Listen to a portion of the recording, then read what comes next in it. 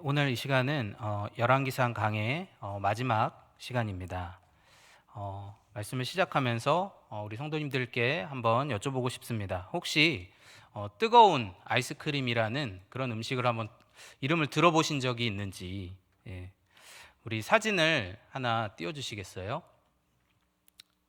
네, 이렇게 생긴 음식이에요. 그 엄밀히 얘기하면 아이스크림 튀김입니다. 그런데 이제 이걸 홍보할 때 그냥 튀김이라고 하면 좀 그러니까 호기심을 불러일으키기 위해서 이제 뜨거운 아이스크림이다 이렇게도 홍보를 하더라고요. 그런데 이제 이 음식의 특징이 이 뜨거운 것과 차가운 것이 한꺼번에 들어있다는 것이죠.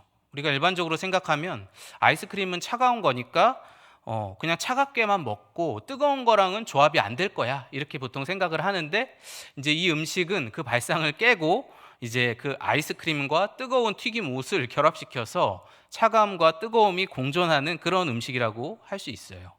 그런데 오늘 본문에 보면요, 이렇게 도저히 같이 있지 못할 것 같은 이 뜨거움과 차가움 이런 것처럼 공존하지 못할 것 같은 두 사람이 한 장면에 계속해서 등장하는 모습을 볼 수 있습니다.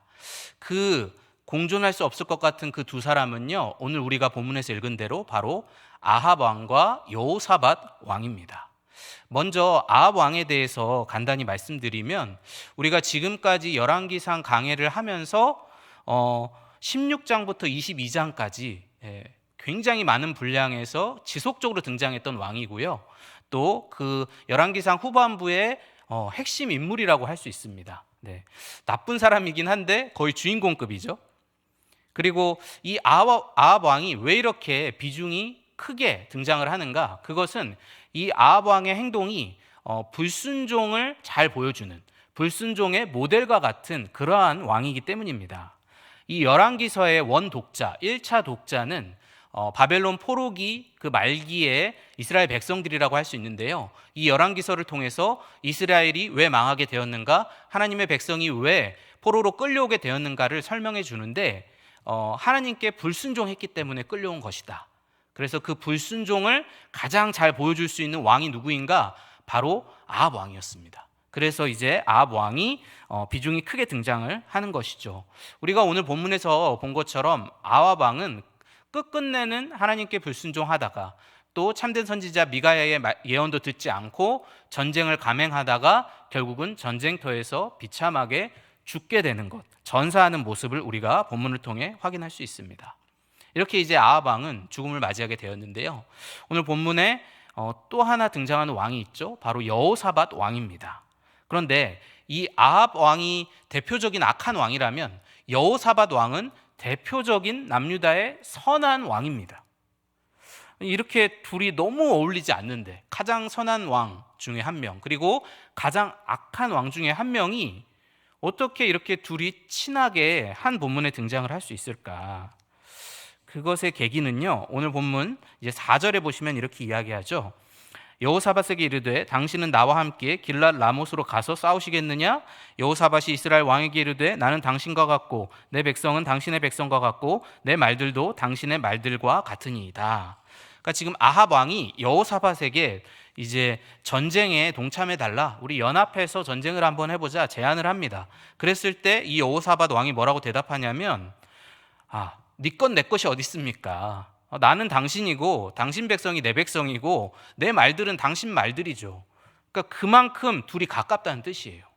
뭐 그걸 물어볼 필요가 있습니까? 당연히 같이 전쟁을 해야죠. 이렇게 하고 둘이 지금 전쟁에 나가게 된 것입니다.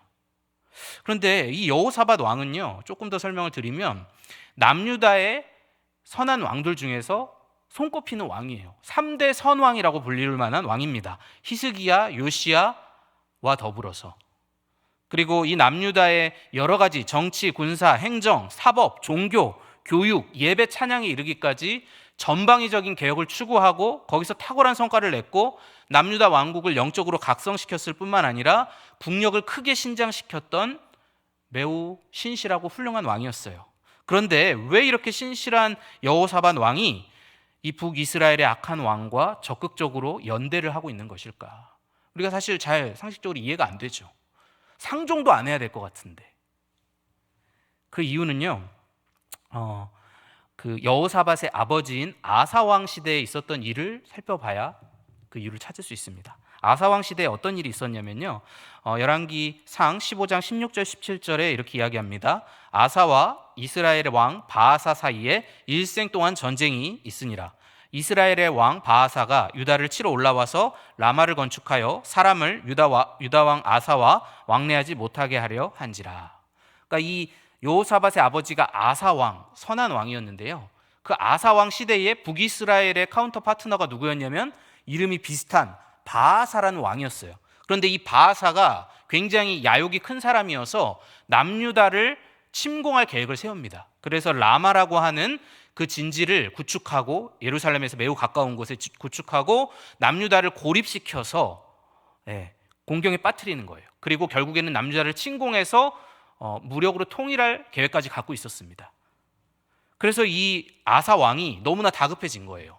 아사 왕이 평생 신실하게 살았지만 이 북이스라엘의 바아사 왕의 위협으로 말미암아서 이 아사 왕이 실수를 저지릅니다. 그것은 그가 이전까지는 하나님을 의지하다가 이 문제에 있어서만큼은 강대국인 아람을 의지했어요. 그래서 강대국인 아람의 그 성전과 또 왕궁에 있는 은금을 다 털어가지고 뇌물을 주고 북이스라엘을 견제해달라, 뒤에서 쳐달라 이렇게 부탁을 해서 결국에는 그것이 성공하게 됩니다. 그래서 남유다는 위기를 넘기게 돼요. 그런데 이제 이 부분이 문제인 거예요. 아사 왕이 굉장히 신실한 왕이었고 하나님의 뜻에 따라서 늘 그렇게 남유다를 통치하다가 이 결정적인 순간에 바아사 왕의 압력에 굴복해서 불신앙적인 방법을 택한 것입니다. 그런데 이 모든 과정을 누가 봤을까요? 바로 그의 아들인 여호사밧이 다 보고 있었던 거예요. 그리고 지금 이 아사 왕의 이 시대의 이 문제점이 뭐냐면 불신앙적으로 행동해서 만약에 실패했다면, 하나님 의지하지 않고 아람 왕을 의지했다가 실패했다면 오히려 교훈을 얻었을 거예요. 그런데 문제는 뭐냐면 불신앙적인 방법으로 했는데 성공했다는 게 큰 문제였어요. 그래서 여호사밧이 이거구나. 북이스라엘을 상대하는 방법은 이거구나. 북이스라엘 문제에 있어서 내가 어떻게 해야 될까? 이 북이스라엘은 남유다에게 사실 굉장히 골칫거리였습니다. 동족이기 때문에 쳐들어갈 수도 없고, 그런데 북이스라엘의 왕들이 악한 왕들이 많아서 자꾸 자기들을 위협하고 북이스라엘이 자기들을 고립시키면 꼼짝없이 당하게 되는 그런 그림이었기 때문에 이 여호사밧이 이러한 어떤 북이스라엘과 잘 지내야지만 자기 나라가 안전하다는 그것을 배우고 아사 왕이 불신앙적인 방법으로 성공을 거두는 것을 보고 그것을 계승을 한 거예요. 그래서 이 여호사밧이 북이스라엘의 세 왕을 거치게 돼요. 3명의 왕을 거치는데 다 악한 왕들이었거든요. 그런데 그 세 왕과 모두 적극적으로 연대를 하게 됩니다. 성경은 이것을 굉장히 악한 일이었다라고 역대기에 보면 평가하고 있어요. 여기서 우리가 알 수 있는 게 뭘까요? 신앙의 전수는 말이 아니라 행동으로 이루어진다는 거예요. 내가 부모라면 부모가 평소에 그냥 말로 하나님을 잘 섬겨라, 이렇게 살아야 된다, 저렇게 살아야 된다, 그렇게 교육되는 게 아니고 결정적으로 어떤 선택을 하고 어떤 행동을 하는지 그 삶을 보고 그것이 전수가 된다는 것이죠.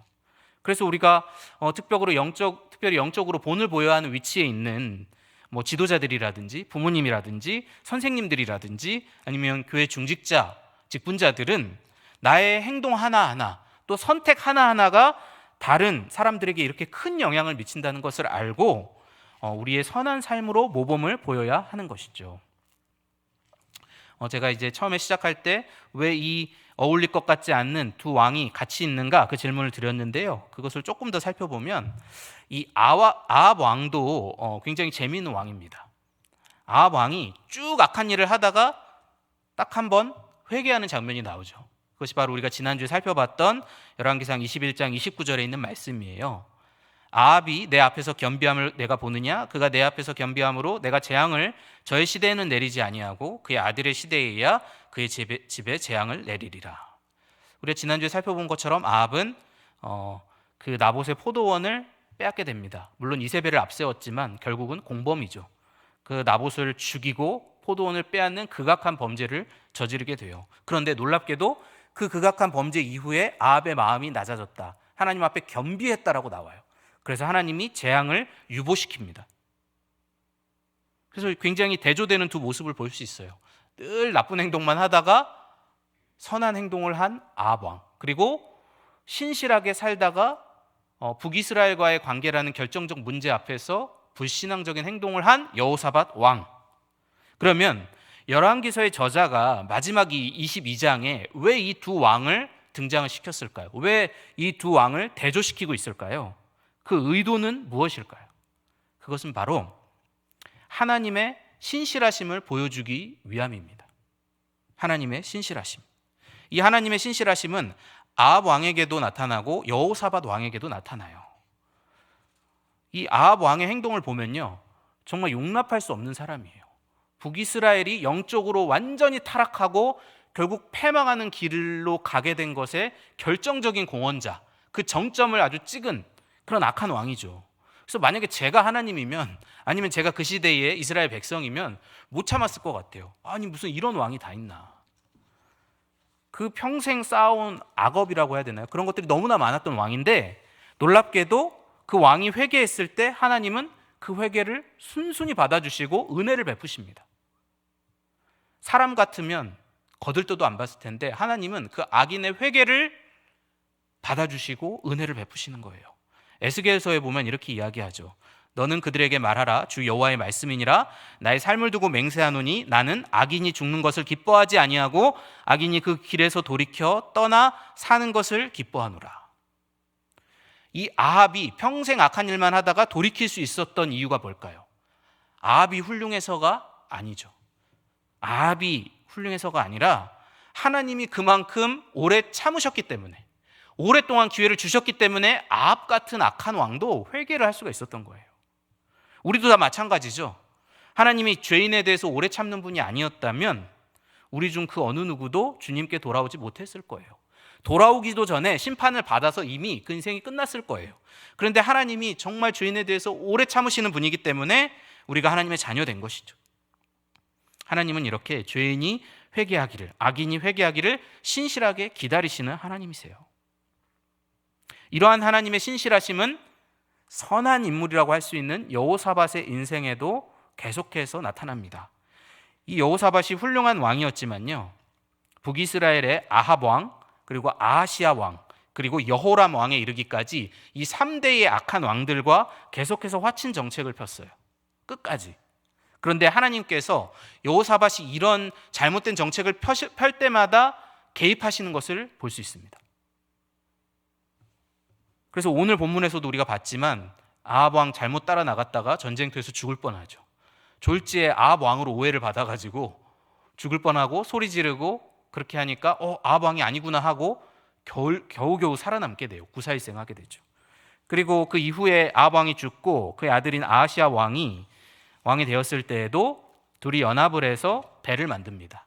그래서 이렇게 좀 교역을 하려고 해요. 그런데 하나님께서 그 두 왕이 연합해서 만든 배들을 파손시켜 버립니다. 하나님 개입하시는 거죠.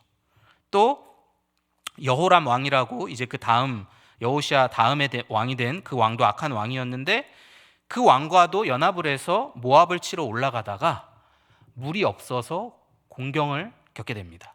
죽을 위기를 겪어요. 그래서 그때 하나님께서 그 선지자 엘리사의 도움으로 말미암아 그가 그 위기에서 벗어나게 합니다. 그래서 이 여호사밧 왕도 훌륭한 왕이었지만 결정적으로 잘못할 때마다 하나님이 개입하셔서 살려주시고 구해주시고 끊임없이 선지자를 보내서 말씀하세요. 너는 그렇게 살면 안 된다. 물론 여호사밧이 갈팡질팡합니다.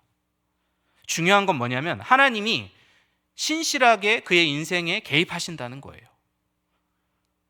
하나님은 죄인에게도 신실하시고 의인에게도 신실하신 분이에요. 그래서 죄인에게는 오래 참으심으로 자신의 신실하심을 나타내시고, 의인들에게는, 하나님의 백성들에게는 그의 성화를 위해, 그의 거룩해지는 것을 위해 적극적으로 개입하심으로 자신의 신실하심을 나타내십니다.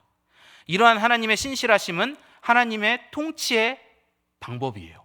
하나님이 통치할 때 어떻게 하느냐? 억압하시는 게 아니고 비인격적으로 하시는 게 아니고 이렇게 신실함으로 통치하신다는 거예요. 이사야서 11장 5절에 보면 이렇게 이야기합니다. 공의로 그의 허리띠를 삼으며 성실로 그의 몸에 띠를 삼으리라. 이제 구원자에 대한 예언인데요. 하나님의 통치의 방식이 성실로 통치하신다. 성실이 바로 신실함이란 뜻과 같은 말이에요. 인간 왕들, 인간 권력자들은요, 기다려주지 않아요. 조금만 잘못해도 즉각 심판하고 비이격적인 방식으로 권력을 막 휘두르지만 우리의 왕이신 하나님은 신실함으로, 오래 참으심으로, 인격적으로 개입하셔서 설득될 때까지 반복적으로 말씀하시면서 그러한 방식으로 통치를 하신다는 거예요. 그래서 혹시 이 설교를 듣고 계신 분 중에 혹시라도 아직도 하나님께 돌아오지 않고 아합 왕처럼 자기 길을 가고 계속 그렇게 하나님을 거역하는 분들이 있다면, 하나님이 지금 신실하심으로 통치하시는 이 은혜의 때에 이 때를 놓치지 말고 돌아오셔야 됩니다. 지금이 하나님께 돌아오실 기회예요. 하나님은요, 죄인을 향해 오래 참으시지만 영원히 참으시지는 않아요. 하나님이 아까 이사야서 11장 5절에 성실함으로, 신실함으로 다스리시지만 동시에 공의로 다스리신다고 하셨어요. 그래서 언젠가는 끝이 있습니다. 그래서 죄인들이 회개하지 않으면, 하나님의 그 은혜 시간이 끝나면 영원한 심판이 있어요. 그래서 주님께 돌아오지 않는 자들은 지금 이 은혜의 시대에 속히 돌아와야 하는 것이죠. 오늘 말씀을 이제 우리 하나님의 백성들에게 적용해 보면 어떨까요? 이제 그게 제일 중요하겠죠? 우리 예수 믿는 하나님의 백성들, 어떻게 오늘 말씀을 적용해야 할까? 첫째로는요, 감사해야 됩니다. 무엇을 감사할까요? 하나님이 내 인생을 주관하시며 신실하게 개입하시는 것에 감사해야 돼요. 여호사밧 왕이 아하시아 왕과 연합하여 배를 만듭니다. 오늘 본문에도 나오는데요. 근데 그 배들을 다 준비해서 뭐 교역도 하고 금도 가져오고 하려고 하는데 이유는 알 수 없지만 그 배들이 다 파선을 해요. 그래서 여호사밧 왕의 뜻이 좌절됩니다. 그러나 여호사밧 왕의 뜻은 좌절되었지만 누구의 뜻은 이루어졌을까요? 하나님의 뜻은 이루어졌어요. 여호사밧 왕아, 너는 그런 왕과 어울리면 안 된다. 악한 왕과 연합하면 안 된다. 하나님의 뜻이 이루어지죠. 그래서 때로는 내 마음대로 인생이 되지 않는 것, 그때에도 내 뜻은 이루어지지 않지만 하나님의 뜻은 이루어질 수 있다는 것을 아셔야 돼요. 내 마음대로 인생이 되지 않아도, 내 계획대로 되지 않아도 우리는 하나님의 개입하심을 믿고 그 섭리를 믿고 하나님의 신실하심을 믿고 먼저 감사해야 하는 것이죠. 데살로니가 전서에 보면 유명한 말씀 있죠. 범사에 감사하라. 근데 이 말씀을 딱 들었을 때 이제 범사에 감사하라 이렇게 돼 있잖아요. 이 에라는 단어가 중요해요. 왜냐하면 만약에 우리가 범사를 감사하라 이렇게 되어 있었으면, 이 범사가 목적어로 되어 있었으면 우리는 굉장히 곤란해집니다. 왜냐하면 모든 나쁜 일, 흉악한 일도 다 감사해야 되거든요. 그렇게 되면 범사를 감사, 모든 것을 다 감사해라 이렇게 이야기하면 내가 실패하고 손해보고 쓰라린 경험을 하는데 인간의 본성상 그것 자체를 어떻게 좋은 일로 여기겠어요? 그것 자체를 어떻게 감사하겠어요? 그런데 성경에는 범사를 감사하라로 안 돼 있고 범사에 감사하라로 되어 있어요. 공동번역에 보면 이 범사에 감사하라를 어떤 처지에서든지 감사하십시오 이렇게 번역했어요. 어떤 처지에서든지. 그러니까 범사에 감사하라는 말은요, 나한테 무슨 일이 있느냐 그 일 자체가 중요한 게 아니고 우리 삶의 태도를 얘기하는 거예요. 태도를. 비록 그 자체로는 좋은 일이 아니지만, 실패할 수 있고 좌절할 수 있고 손해볼 수 있고 쓰라린 경험을 할 수 있지만 여전히 우리가 하나님의 손 안에 있고 하나님이 여전히 내 인생에 신실하게 개입하시고 그 신실하심은 영원불변하다는 것을 기억하면서 삶의 모든 정황을 그러한 태도로 받아들이는 것이죠. 그게 범사에 감사하라는 말씀의 의미입니다. 그래서 우리는 범사에 감사해야 돼요. 하나님의 신실하심에 근거해서. 그리고 두 번째로 오늘 말씀을 적용해 보면요, 우리는 내려놓아야 됩니다. 내려놓아야 돼요. 무엇을 내려놓아야 되느냐? 내가 가장 집착하는 것, 내 삶에 어떤 정체성을 부여하는 것들이 있거든요. 그것을 내려놔야 돼요. 이게 무슨 말이냐면 여호사밧 왕 같은 경우 남유다의 대단한 왕이었고 권력자였기 때문에 사실 누구의 말도 들을 필요가 없어요. 어떤 신하의 말도 들을 필요가 없고요, 어떤 선지자의 경고를 안 들어도 누가 어떻게 할 수 없습니다. 그 왕권이 부여하는 힘, 듣지 않아도 되는 그 왕권이 부여하는 힘을 여호사밧 왕은 내려놨어야 돼요. 이것을 다르게 적용해 보면 정치인은 정치적인 야심을 내려놔야 돼요. 사업가는 수단 방법 가리지 않고 이득만을 추구하려는 그런 사업 방식을 내려놔야 돼요. 부모들은 자식 성공에 대한 지나친 집착을 내려놔야 돼요. 내가 누구이든지 무슨 일을 하든지 나에게 어떤 사회적인 정체성을 부여하고 나를 가장 가치 있게 만들어주는 것처럼 우리를 속이는 그것, 내가 가장 집착하는 그것을 내려놔야 돼요. 그게 뭔지는 다른 사람들은 잘 모릅니다. 저도 성도님들이 어떤 것에 집착하시는지 잘 몰라요. 제가 뭐 이렇게 쭉 열거는 했지만 뭐 그럴 것이다 추정을 하는 거지 사람마다 다 달라요. 그러나 여러분 스스로는 알고 계실 거예요. 내가 뭘 가장 집착하고 뭘 가장 귀하게 여기는지. 그리고 하나님도 그것을 알고 계시죠. 바로 그것을 내려놔야 된다는 거예요. 그런데 여기서 한 가지 오해가 없어야 됩니다. 내려놓는다는 것은 뭐 그 일을 포기하거나 뭐 무력하게 막 살아라 그런 뜻이 아니에요. 여러분, 왕은 권력을 행사해야 돼요. 권력을 행사하라고 왕이 된 거죠. 사업가는 사업에 성공해야 돼요. 이윤을 남기라고 사업을 하는 거잖아요. 학생은 학업에 성취가 있어야 돼요. 매일매일 공부하는 이유가 뭔데요? 부모는 자녀의 진로를 위해 최선의 노력을 다하고 가장 좋은 결과가 나오도록 노력해야 돼요. 그런 걸 하지 말라는 게 아니죠. 내려놓는다는 건 무슨 뜻인가? 그것은 우선순위를 조정한다는 것입니다. 우선순위.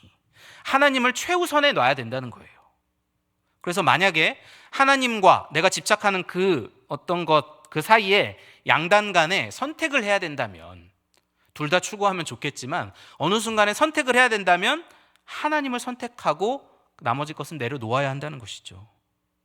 여호사밧이 오늘 본문 49절에 보면 그 아시아 왕과 연합했다가 배들이 다 파손된 이후에 어떻게 했냐면 이 이제 아시아가 또 꼬십니다. 오늘 본문 49절에 보면 아합의 아들 아시아가 여호사밧에게 이르되 내 종으로 당신의 종과 함께 배에 가게 하라 하나 여호사밧이 허락하지 아니하였더라. 그러니까 이렇게 계속 이렇게 연합을 제안하는 거예요. 배는 좀 문제가 생겼는데 그래도 한번 같이 해봅시다. 그랬을 때 여호사밧이 허락하지 아니하였다. 물론 나중에 가서 좀 마음이 바뀌긴 하지만 요 당시에 이 말씀이 기록될 때의 여호사밧은 제대로 행동을 한 것이죠. 우선순위 조정을 한 거예요. 아시아하고는 더 이상 손을 잡으면 안 돼. 딱 거절을 한 것이죠. 이렇게 우선순위를 조정해서 하나님을 하나님의 자리에 두는 사람이 진정한 정치인이 되고 진정한 사업가가 되고 진정한 학생이 되고 진정한 부모가 되고 진정한 그리스도인이 되는 것이죠. 성 아우구스티누스가 이런 말을 했다고 해요. 사랑하라. 그리고 네 마음대로 해라. Love and then what you will do. 이렇게 얘기를 했대요. 물론 영어로는 안 했을 거예요. 라틴어로 했겠죠. 사랑하면 그 다음으로 무슨 일이든 너 마음대로 해도 된다는 거예요. 이게 무슨 의미냐면 원래는 이제 요한서신의 그 주에 나오는 내용인데 하나님을 가장 사랑할 때 우리에게 자유가 주어집니다. 하나님을 가장 사랑하면 그 사람은요 뭘 해도 돼요. 자유롭게 살아도 돼요. 하나님을 사랑하는 것은 우리를 속박하는 게 아닙니다. 하나님을 가장 사랑하면 그것이 우리를 자유롭게 하고 능력 있게 해요. 그래서 하나님을 가장 사랑하고 그 다음에 어떤 일을 하면 비로소 그 일을 가장 아름답게, 가장 멋있게, 가장 바르게, 가장 능력 있게 할 수 있는 것입니다. 오늘 말씀을 마무리하겠습니다. 여러분, 열왕기서는요 고대 이스라엘의 왕들의 이야기이면서 동시에 우리의 이야기입니다. 왜냐하면 우리도 다 자기가 왕인 것처럼 살거든요. 뭐 열왕기의 왕들만 왕인 것처럼 사는 게 아니라 우리도 하나님 말씀 안 듣고 내가 왕인 것처럼 그렇게 살아가죠. 그러나 우리는 왕이 아닙니다. 진정한 왕은 따로 있죠. 하나님만이 왕이시죠. 그분만이 왕들의 왕이 되시는 분이에요. 그분은 신실하심으로 통치하는 왕입니다. 그 신실하심을 근거로 범사에 감사하십시오. 그러면 하나님이 주시는 평강이 있을 것입니다. 그 신실하심을 근거로 삶의 우선순위를 조정하십시오. 하나님을 가장 사랑하십시오. 그러면 우리의 믿음이 더욱 성숙해질 것입니다. 우리가 이렇게 살아갈 때에 우리의 삶을 통해서 하나님께서 영광을 받으실 것입니다.